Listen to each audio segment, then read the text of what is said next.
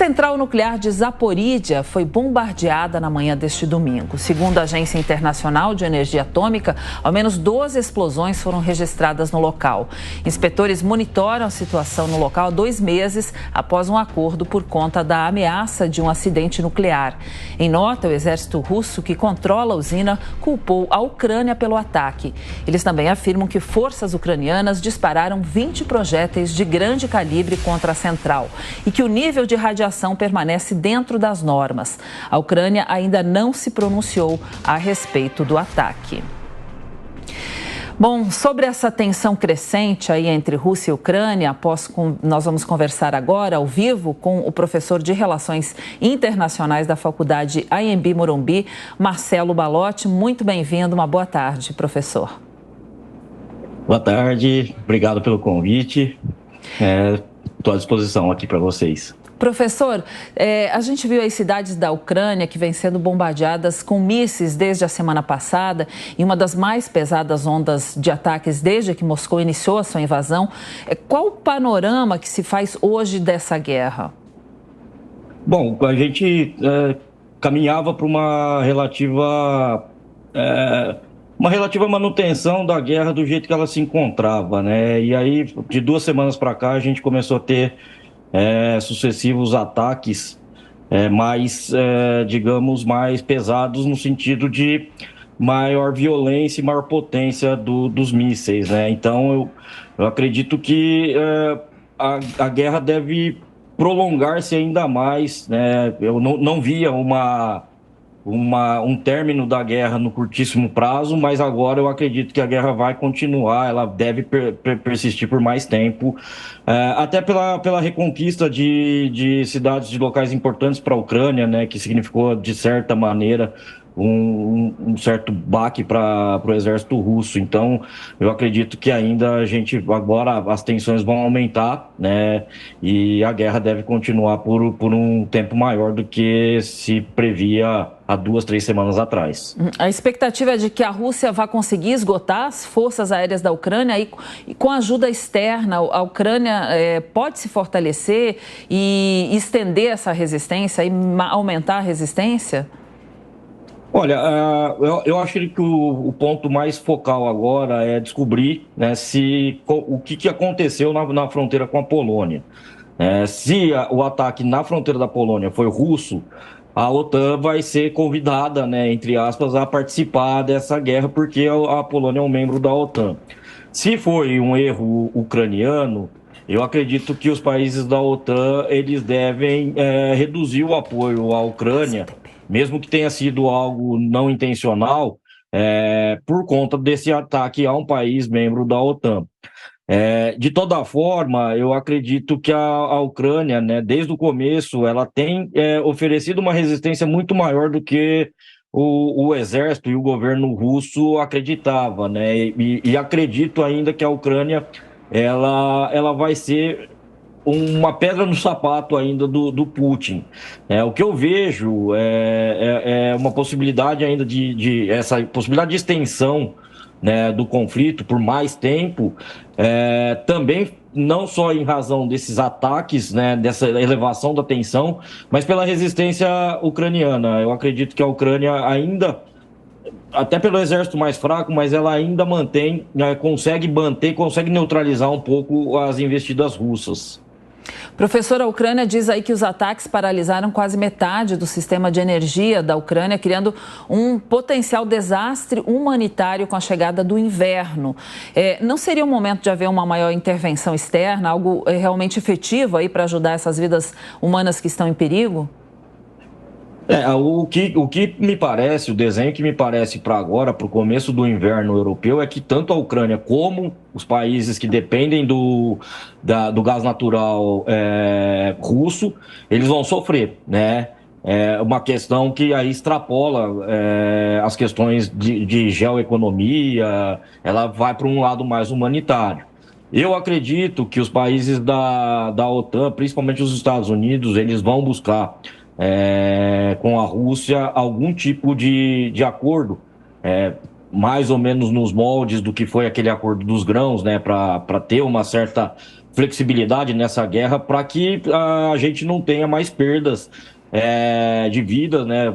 Dado que o combate já ceifou muitas vidas, mas eu acredito que deverá ter uma. Não vou colocar o termo pressão externa, mas uma tentativa diplomática de resolver essa questão, mesmo que parcial e mesmo que temporalmente dure essa reunião nesse período de inverno. Eu acredito que, principalmente a Alemanha, que é muito interessada nisso, e Estados Unidos, eles devem tentar buscar soluções diplomáticas para esse problema. Professor Marcelo, a partir de agora a gente conta também com o nosso comentarista aqui da Jovem Pan News, o seu xará, Marcelo Suano, para participar da entrevista. Bem-vindo, Marcelo. Professor Marcelo, boa tarde. Primeiro, é um grande prazer poder falar com o senhor. Eu teria uma pergunta. Foi muito interessante quando o senhor falou, é bem curioso, porque é um quadro que o senhor diz assim, não há perspectiva de paz, mas há perspectiva de negociação para resolver problemas pontuais, dentre eles essa questão de como combater o inverno. Foram duas declarações que eu vi muito recentemente, uma delas de analistas do Pentágono dizendo que o que o Putin está fazendo agora, o que a Rússia está fazendo agora, é tentar minar a capacidade de defesa antiaérea da Ucrânia para retomar o controle do espaço aéreo. E a outra foi do Zelensky, dizendo o seguinte: olha, nós não vamos aceitar um acordo de paz que seja um acordo de paz pontual e não definitivo. O que ele estava querendo dizer com isso? Ora, o que o Putin quer é um acordo de paz momentâneo para aí reorganizar suas defesas a um espaço territorial próximo para depois retomar o ataque. Qual é a pergunta que eu teria para fazer? O senhor tem acompanhado a possibilidade de que, no caso, a Rússia possa aceitar um acordo de paz em que preserve pelo menos parte daquilo que seria a Novorossiysk, ou seja, Luhansk e Donetsk, apenas isso, e mantendo a Crimeia, cedendo Kherson, Zaporizhia e não entrando na Transnistria? Se o senhor chegou a acompanhar isso, porque as informações são variadas. Se há a possibilidade de a Rússia buscar um meio termo para impedir uma guerra que não está sendo favorável para ela, porque ficou demonstrado que ela perdeu os times. O senhor chegou a acompanhar isso, não? Boa tarde, Marcelo. Prazer falar contigo. O que eu tenho lido e o que eu tenho vislumbrado, né? Eu olho para a situação da seguinte maneira, né? Eu acho que diante da dificuldade que a Rússia teve, né? E de certa maneira, uma surpresa, né? A Rússia achou que ia ganhar essa guerra com maior facilidade, o que não foi o caso. Então, diante de uma situação de perdas consideráveis para o exército russo e da impossibilidade, né, de você fazer um acordo, talvez um acordo definitivo no momento, eu acredito que a Rússia, que Putin, por exemplo, poderia buscar um acordo desse tipo. Olha, a gente fica com essa parte que já é nossa e vocês, e a gente termina a guerra. O que eu não acredito é que o Zelensky aceitaria isso. Por conta da perda de mais territórios. Já foi perdido alguns territórios, né, Crimeia, por exemplo, e eu acho que o Zelensky não aceitaria essa condição, ele não toparia um acordo desse tipo. Eu acredito que a dificuldade do Zelensky em aceitar esse acordo, ela tem uma razão da própria Ucrânia, né, de não perder territórios, mas eu acredito, além de tudo, que ele confia muito, e aí talvez seja o grande perigo, ele confia muito que os países ocidentais vão continuar, de certa maneira, financiando a Ucrânia, mandando armamentos, né, para que a guerra se prolongue. Se a gente for pensar do ponto de vista econômico, né, o prolongamento da guerra para os Estados Unidos é ótimo, porque ele está vendendo bastante armamento. Então, talvez os Estados Unidos teriam interesse em que a guerra também não se encerrasse de imediato. O que me parece é que a Rússia, ela toparia, né? É mais ou menos aquela piada de futebol, né? Antes de começar o jogo, se te der um empate, você aceita, né? Um time muito fraco jogar com um time maior, você fala, bom, beleza, eu aceito. Eu acho que a Rússia aceitaria agora. A Ucrânia, eu tenho dúvidas. Eu não acredito que a Ucrânia aceitaria perder perder esses territórios, além do que ele já perdeu em outros conflitos com a Rússia. Professor, ontem o primeiro-ministro britânico, Rishi Sunak, visitou o presidente Volodymyr Zelensky em Kiev e ofereceu apoio integral ao povo do país, né? O governo britânico vai enviar um pacote de 50 milhões de libras, cerca de 320 milhões aí de reais, em ajuda militar à Ucrânia. Qual a importância dessa ajuda? Essa ajuda vai conseguir impedir um avanço maior da Rússia no território ucraniano? Olha, a ajuda do Reino Unido vai de encontro, né? O Reino Unido, normalmente ele segue a política externa norte-americana, principalmente em assuntos mais bélicos, né?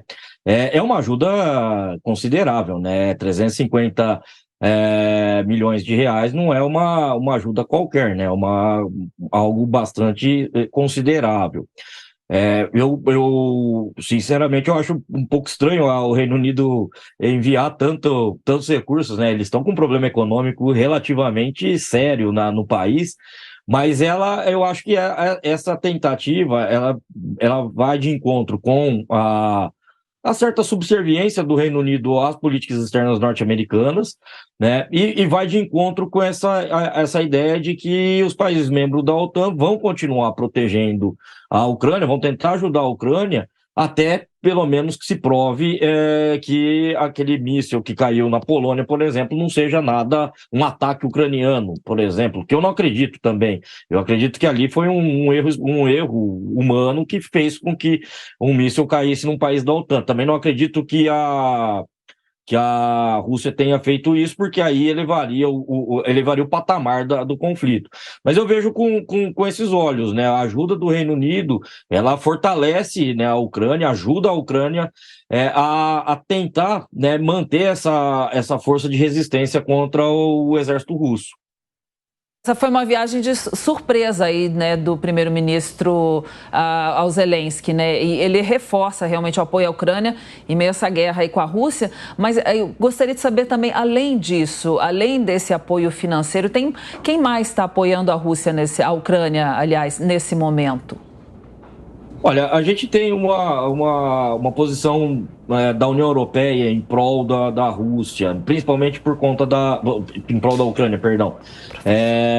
Você tem uma tentativa de negociação da União Europeia, fazer de certa maneira, uma diplomacia entre os dois países. Para mim, o grande problema da União Europeia nesse sentido é que a União Europeia não tem um grande líder como tinha há um tempo atrás com a Angela Merkel. O Macron não é esse líder, pelo menos ele não tem se mostrado esse líder. O Olaf Scholz na Alemanha não tem a envergadura que a Merkel, né? Então a Europa, ela precisa muito solucionar esse problema, né? Porque ela é dependente de gás natural da Rússia. Mas ela não tem poder, ela não tem tido poder diplomático para isso, mas ela está ajudando a Ucrânia. Talvez a Europa, né, a União Europeia, ela ajude de maneira menos efusiva, de maneira menos incisiva, porque ela acha que a Rússia não deveria atacar a Ucrânia, mas ao mesmo tempo ela precisa da Rússia. Então ela não pode também, ou ela não deveria também apoiar de maneira categórica, como fez o Reino Unido, a Ucrânia, sob pena de continuar esse entrave do gás natural, né? A Europa ainda não conseguiu achar uma solução para o problema de gás, né? E a gente está já entramos num período mais frio, né? E ainda esse frio deve se intensificar. Então, por mais que a União Europeia esteja, de certa maneira, apoiando, principalmente a Alemanha, por trás disso, eu não vejo uma solução mediando, com a Europa mediando isso, né? Eu acho que Reino Unido e Estados Unidos que vão assumir a frente desse problema. Muito bem, nós conversamos com o professor de Relações Internacionais da Faculdade IMB Morumbi, o professor Marcelo Balotti. Professor, obrigada pela sua entrevista, uma boa tarde. Obrigado, boa tarde a todos, um bom domingo.